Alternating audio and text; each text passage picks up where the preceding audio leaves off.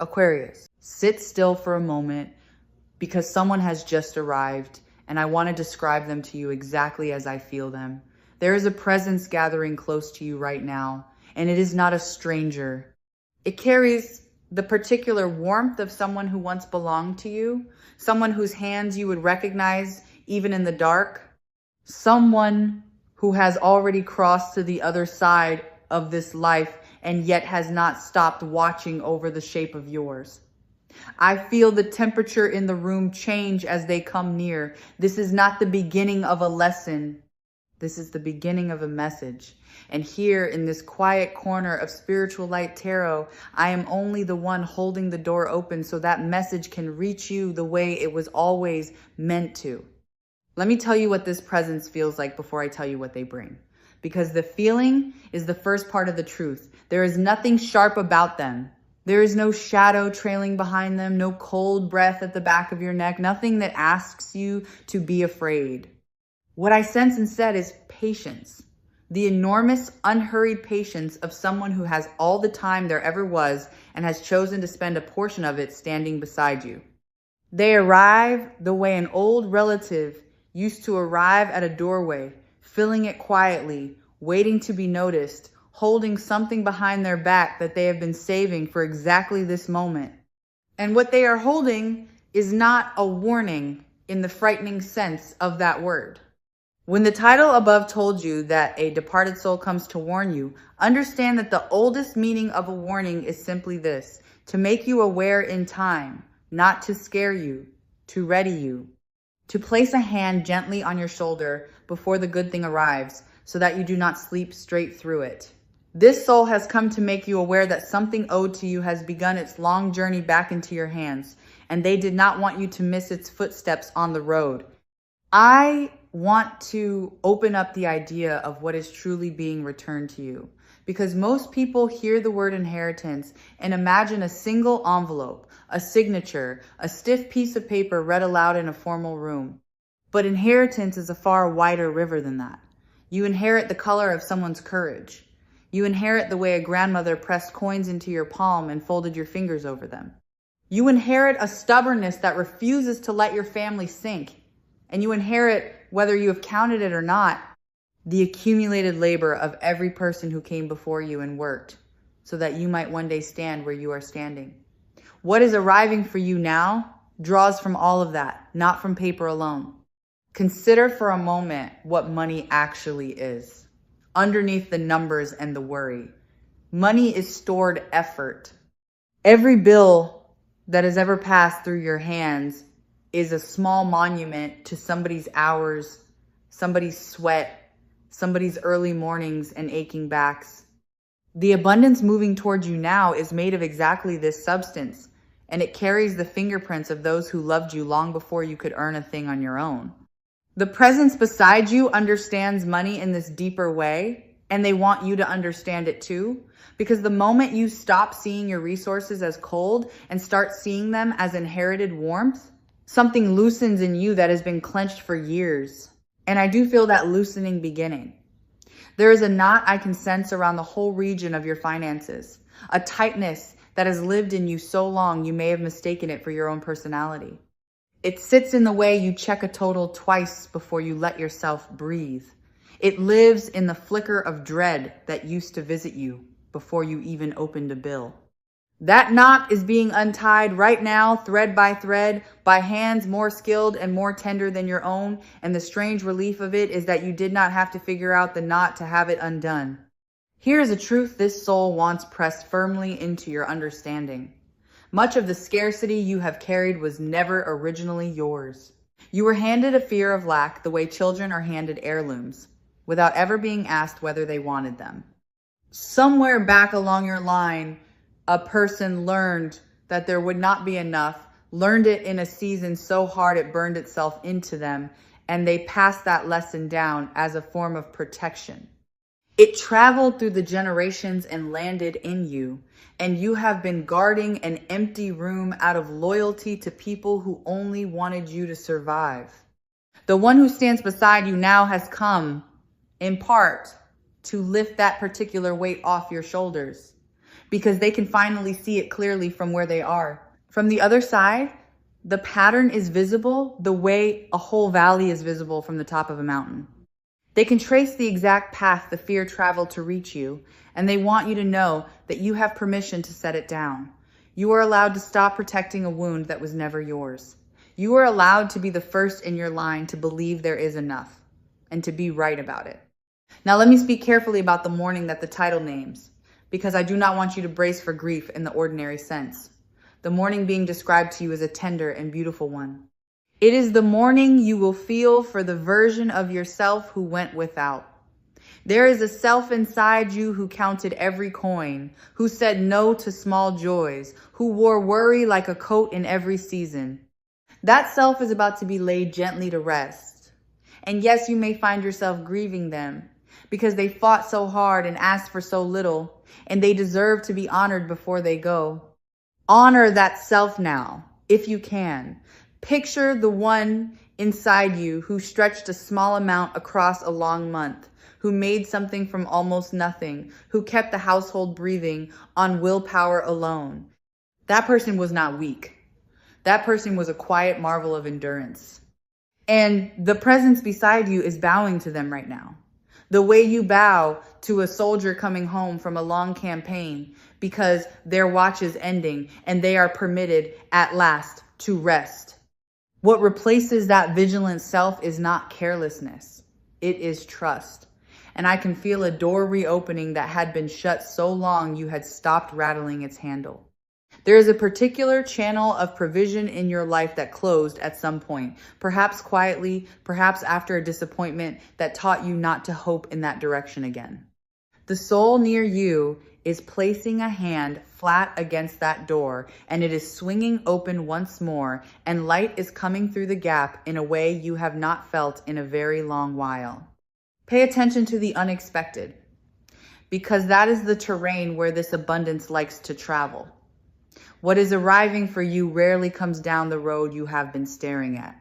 It tends to slip in through a side path you were not guarding, an opportunity that seems minor at first glance, a conversation that turns unexpectedly generous, a thing you had written off as finished that suddenly stirs back to life. The presence beside you is smiling at this because they know how often you have exhausted yourself watching the front gate while the gift was already climbing over the garden wall. You will notice something curious as this shift takes hold. You will begin to feel found by money rather than perpetually chasing it. For so long you have run toward provision the way a person runs after a bus that keeps pulling away, breath ragged, always a step behind. That exhausting posture is being reversed. Instead of you pursuing, things will begin to arrive at you, to seek you out, to find your address on their own. The soul standing near wants you to feel the deep rest in that reversal, the way your whole body softens when you no longer have to sprint. You may wonder why this is reaching you now and not in one of the harder seasons behind you, when the need felt sharper and the nights felt longer. The answer is a tender one. You were not ready then, and not because you were unworthy, but because a gift given too early can wound the very one who receives it. Had abundance arrived in the depth of your old fear, you might have clutched it in a panic or spent it in dread or given it all away to quiet an anxiety that would only have returned by morning.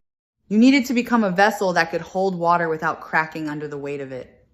And you have become exactly that, quietly, through everything you endured.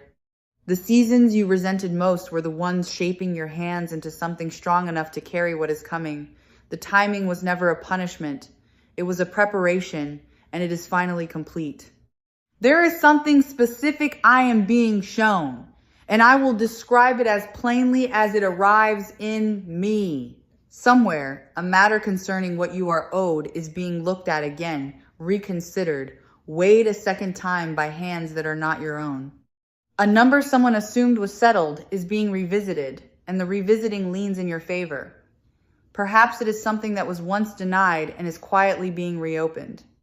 Perhaps it is a share you assumed had passed you by, a fairness you stopped expecting, a portion you released too soon. The presence beside you is nodding at this because they have been tilting that scale toward you from where they stand. Do not be surprised if a door you had considered permanently closed swings back open with your name still written across it. And look more closely at what you already possess, because provision does not always arrive from somewhere far away. Sometimes it has been sitting inside your own home the entire time, waiting only to be recognized. There may be something in your keeping whose worth you have badly underestimated, something set aside and half forgotten, something you would part with cheaply that is worth a great deal more than you have ever guessed. The soul near you keeps turning my attention back toward a thing already in your hands. Do not stare so hard at the horizon that you miss the treasure resting at your feet. Turn around and look at what is already yours with fresh and honest eyes, because a real part of your blessing has been waiting patiently at home for you to notice it. Let me name the real block honestly, though, because the presence beside you is nothing if not honest with those they love. The trouble for you has rarely been the earning. You have proven over and over that you can labor and produce and provide. The trouble has been the receiving. There is a difference between a person who can pour and a person who can be poured into, and somewhere along the way you became magnificent at giving and clumsy at accepting. When good arrives, you flinch. You deflect. You wonder what it will cost you. That flinch is the last lock on the last door, and it is the one this soul most wants to help you open. Notice what gratitude does to the whole current of this, because it is not a decoration laid over the process. It is the engine at the center of it. When you give thanks for a thing before it has fully arrived, you widen the channel through which it travels. Gratitude is the posture of a person who already trusts, and trust is the exact condition under which abundance moves most freely. The one beside you is not asking you to pretend a feeling you do not have, only to lean toward thankfulness the way a plant leans toward a window. Thank the coins already in your keeping. Thank the roof over you, the small mercies, the near misses that could so easily have gone worse. Every thanks you offer clears another inch of the pipe, and the water moves faster for it. There is one more thing quietly clogging that channel, and I name it with gentleness because it is common and human and nothing to be ashamed of. Somewhere in you, there may live a low, private resentment toward those who seem to have more, who never had to count, who move through the world without the weight you carried on your back. That resentment can feel like justice, but it works like a kink in a garden hose. It is very hard to receive from a river you secretly resent. The soul beside you invites you to release that particular ache, not for the sake of anyone who wronged you, but purely to unblock your own supply. Let others have had their ease. Yours is arriving now, and it will flow more freely the instant you loosen your grip on the grudge. And forgive yourself too, for the choices about money that did not go the way you had hoped. There may be a decision you have replayed 100 times in the dark, a chance you feel you squandered, a risk that did not reward you, a kindness that was never returned. You have been paying interest on that regret for years, and the presence beside you wants the account finally closed. You did the best you could with the understanding you had at the time, and no one does better than that. Self-blame is not a virtue, and it is not a payment that settles anything. It is only one more lock on the same door. Set down the ledger of your own mistakes and feel how much lighter your open hands become the moment you are no longer carrying it. So I want to show you a small gesture that carries a large meaning. Imagine, right now, opening your hands, not clenching them around what little you have, not holding them out to beg, but simply opening them, palms turned upward, the way you would hold them if someone were about to place something precious there and you wanted to be ready. That single posture rewires everything. It tells the universe, and it tells the one standing beside you, that you have decided to stop guarding an empty room and started preparing a welcome. Hold that openness. It matters more than any strategy. This is the heart of what Spiritual Light Tarot came near to say to you today, and I want you to feel how personal it is. You are not being asked to become someone new to deserve abundance. You are being asked to become soft enough to catch it. The one who has crossed over is not disappointed in the person you have been. They are proud of you, achingly proud. And their message is not correction, but invitation. Come and receive. Come and be filled. You have carried others long enough. Let me be precise about the texture of what is arriving, because I do not want your imagination to run only toward wild fantasies that leave you disappointed by anything ordinary. What I feel coming toward you is not primarily a single dazzling windfall, though I will not rule such a thing out. What I feel, more steadily and more reliably, is solvency, breathing room. The particular and underrated luxury of a month that ends with something left over. The shift from surviving to steadying. That may sound quieter than a fortune, but anyone who has lived without it knows it is worth more than gold. There is a weight I can feel beginning to lift, and it has to do with something you have owed or something that has pressed down on you like a hand between the shoulder blades. I do not sense this burden vanishing in an instant, but I sense it lightening, growing more manageable, becoming a thing you can carry upright instead of hunched. The relief of that is difficult to describe to someone who has never felt it, but you will know it the moment it begins, because you will notice yourself standing taller without deciding to. And there is a dignity in what is coming that I want to make sure you do not overlook. Enough is not a small thing. Enough is a kind of sovereignty. When a person no longer has to calculate every gesture of generosity, no longer has to decline invitations out of quiet shame, no longer has to perform a smile while the arithmetic runs frantic behind their eyes, that person is restored to their full height. The abundance moving towards you is not only in your accounts, it is in your posture, your voice, the way you will soon be able to say yes to things without a shadow crossing your face. There is a particular kind of rest that only security can buy, and I want you to feel it moving toward your body as much as toward your accounts. Think of the way your shoulders have lived up somewhere near your ears, the way your jaw has quietly clenched at the sight of certain envelopes, the way a part of you has stayed braced even in sleep, always half ready to solve a problem that never fully let you go. That bracing is about to ease. When the ground beneath your provision feels solid at last, the deepest part of you finally believes it is allowed to soften. The presence beside you longs to watch you unclench, to watch you sleep an entire night through without the arithmetic running behind your eyes, to see the long tension leave a frame that has carried far more than its fair share for far too long. I want to tell you how much of this will arrive through people, because provision loves to travel by way of human hands. Someone is going to remember you. Someone is going to settle a thing that has been unsettled between you for a long time. Someone in a position to open a door is going to think of your name at exactly the right moment, and they will not fully understand why they thought of you, but the soul beside you understands, because they have been whispering your name across the veil into the ears of the living. Be gracious when it comes. Let people be the river the blessing flows through. Let me tell you more about the one who has come, because I feel the shape of their character more clearly now. This is an elder energy, seasoned and steady, someone who understood the true weight of a hard-earned coin, someone whose hands knew honest work. I feel a person who was not handed things, who built whatever they built slowly and by their own effort, who knew the exact value of a single day's labor and never confused it with anything cheaper.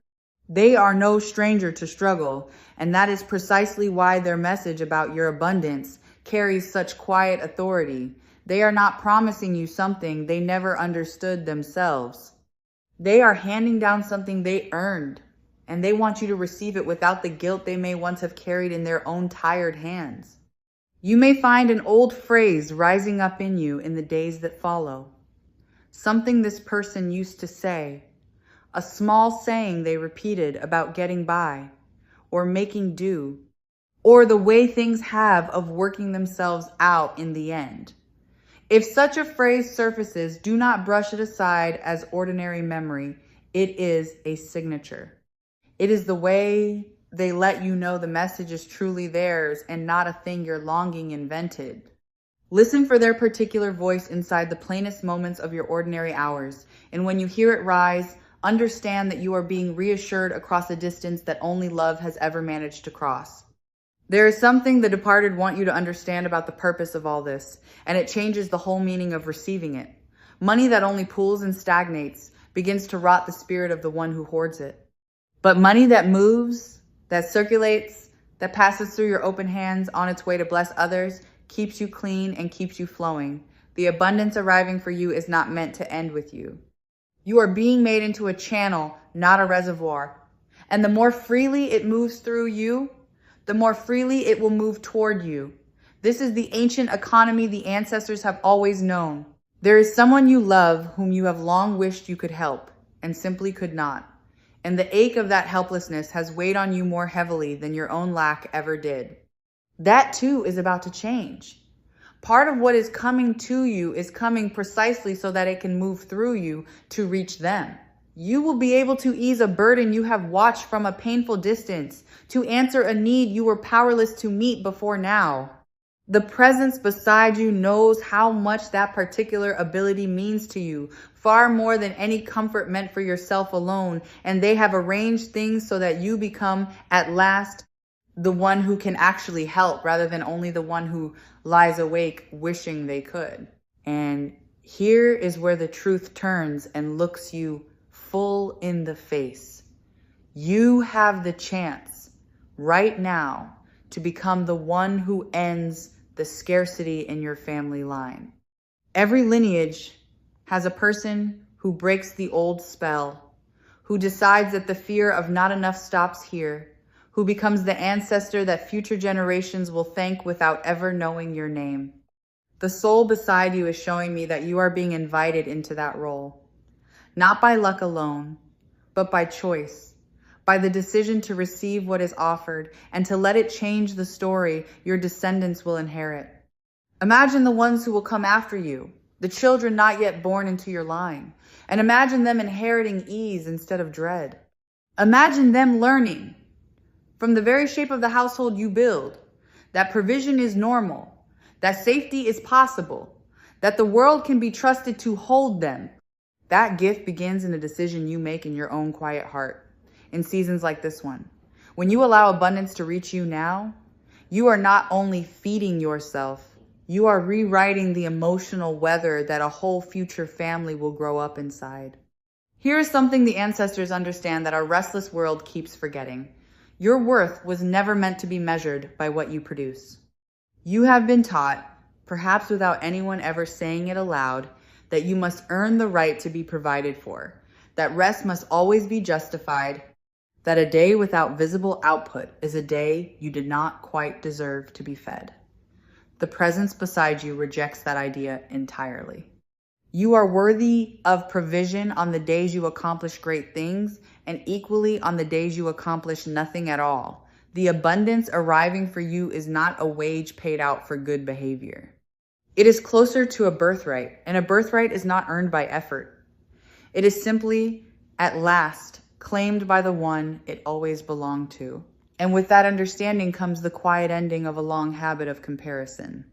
You have measured yourself in weaker moments against the visible wealth of others, against the ease you imagined behind their walls, against a scoreboard that was never accurate to begin with.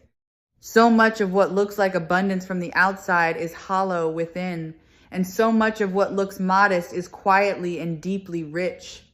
The soul beside you asks you to stop keeping score against strangers whose full stories you will never know. Your provision is being cut to fit your particular life, your true needs, your own real peace. Measure it against your own yesterday, and never against anyone else's carefully arranged today. But none of that outer arrival can fully land until an inner permission is granted, and only you can grant it. Somewhere deep in you there may still live a small voice that insists you are not the kind of person good things happen to, that abundance is for others, that you should not get your hopes up. The one who has crossed over is standing directly in front of that voice now, gently, and telling it that it is wrong. You are precisely the kind of person good things happen to. You always were. The door was never locked from the outside. It was only ever waiting for your hand. You may begin to notice small confirmations gathering around you, and I want you to trust them rather than dismiss them. A coin appearing where no coin should be. A total that comes back smaller than you feared. A sum that returns to you from a direction you had forgotten. An echo, a doubling, a small mercy that seems too neat to be chance. These are not accidents. They are the soul beside you, leaving little tokens along your path the way a parent leaves notes for a child, small proofs that they are near and that the larger promise is real. You should know that the reason this presence can reach you at all right now is that something within you has recently softened. There was a time, perhaps not so long ago, when your heart was so armored against disappointment that no message could have found its way through, when hope itself felt too dangerous a thing to hold in your hands. Something has changed in you. A small crack of willingness has opened, a quiet readiness to believe that things might truly turn. That willingness is the exact doorway the departed have been waiting for all this while. You opened it yourself, without perhaps even noticing the moment you did, and through it they have finally been able to reach you with everything they carried across to say. Feel, if you can, the pride radiating from the presence at your side, because it is enormous. They have watched you when you thought no one was watching. They saw you keep going on the nights you wanted to stop. They saw the private acts of strength that no one ever applauded, the times you gave from an empty cup and did not complain. From where they stand, you are not a person who failed to accumulate. You are a person who survived what should have broken them, and they are prouder of that survival than of any fortune you could name. So let me give you a permission that many people wait their whole lives to be given. You are allowed to want more. Wanting more is not greed, and it is not betrayal, and it is not a sign that you are ungrateful for what you have. Desire is simply the soul reaching toward a larger life, and there is nothing shameful in a plant turning toward the sun. The one beside you does not want you shrinking yourself to seem humble. They want you expanding to your full and honest size, wanting what you want out loud, and trusting that the wanting itself is holy. When the first of it arrives, I want to prepare you for a subtle test, and I mean the word test in the kindest possible sense. Your old reflex, honed sharp across the lean years, may be to give it all away at once, to spend it before you can enjoy it, to quiet the strange discomfort of finally having something by emptying your hands as fast as you can manage. Recognize that reflex the moment it rises and let some of the blessings stay. It is not selfish to keep what was freely given to you. A portion of it is meant to remain, to steady you, to build a floor beneath your feet where before there was only air. Generosity is a beautiful thing, but you cannot pour endlessly from a vessel you never allow to fill. So let it fill this time. Let some of it settle and rest with you. And know that the deepest gift folded inside this provision is not the sum of it, but the freedom it quietly hands back to you. Money, when it is finally enough, returns your choices to you one by one. It is the difference between staying somewhere because you have no other option and staying because you truly wish to. Between saying yes out of fear and saying yes out of genuine desire. Soon a moment will arrive that asks something of you. An opening you will need to recognize and step toward. And when it comes, the presence beside you wants you steady enough to answer yes without the old panic making the decision in your place. Your part in all of this is small, but it is real. Stay awake to the door when it opens, and then walk through it like someone who always somehow knew it would. Understand, too, what money is truly for in the deepest reading of it. It is not for status, and it is not for the endless approval of strangers. Money, held rightly, is for safety. It is for rest. It is for the ability to sleep through the night without the ledger running behind your eyes. It is for taking care of the people you love without wincing. When the abundance arrives, let it be for these true things, and it will multiply. Because the universe pours most freely into hands that will use the gift to create more peace in the world. The season that has held you is closing now, and I want you to feel the finality of that in a good and freeing way. The long winter of stretching and scraping and going without is reaching its natural end. Seasons are not permanent, no matter how endless they feel from inside them, and the one that taught you to endure has finished teaching. Its lessons are learned, its purpose is complete, and it is releasing its grip on you finger by finger. And what comes after a long enough winter is not another winter. It is the thaw. Picture what the thaw feels like in a life, because you are walking into it. It is the first month you do not flinch when a total appears. It is the quiet astonishment of realizing you have not counted your coins in a week because you no longer had to. It is generosity that costs you no anxiety, and rest that carries no guilt, and a slow dawning trust that the ground beneath you will hold. This is the ordinary heaven the soul beside you is describing, and it is nearer to you now than it has been in a very long time. And understand that what is turning here is not merely one fortunate moment, but the whole current of your life bending toward provision. A single day of good luck can be spent and forgotten by the next morning, but this is something far steadier than luck. This is a change in the very direction the river itself has chosen to flow. For a long while, the current seemed to run against you, so that every small gain cost you twice its worth in effort, so that standing still already felt like swimming. That current is reversing now. From here onward, you will feel the water beginning to carry you rather than fight you. And the difference between struggling upstream and floating gently down is the whole difference between a life of exhaustion and a life of grace. And some of what arrives will not feel like new fortune at all, but like restoration, like the quiet return of something you had already grieved as lost for good. There are things that were taken from you, or that slipped away in a hard passage, or that you surrendered simply because holding on had begun to cost more than you had left to give. The presence beside you is showing me that not all of it is truly gone. A measure of it is circling back even now, finding its long way home to you along roads you cannot yet see from where you stand. When it returns, you may be caught off guard by the particular ache of it, by the unexpected tears that come with getting back a thing you had trained yourself out of mercy to stop wanting. Let those tears come when they do. They are only the sound of an old wound finally closing over.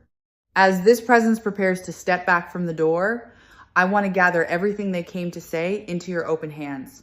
And I want to remind you one last time, from all of us here at Spiritual Light Tarot, that you were never as alone in your struggle as you believed. You were watched over. You were accompanied. The provision moving toward you is not random fortune. It is a long-delayed homecoming, arranged in part by someone who loved you and never stopped. And it is arriving because it was always meant to be yours. So carry this with you when you rise from where you are sitting. Keep your hands open. Honor the self who went without, and then let that self rest. Receive what comes to you without flinching, and let it flow through you toward others so that it never grows stale. Become the one who ends the old fear in your family, and become, for the ones who follow, the ancestor of ease. The departed soul beside you bows to you now and steps back and leaves you with a single certainty pressed warm against your heart. What is owed to you is coming home, and you are finally fully ready to receive it.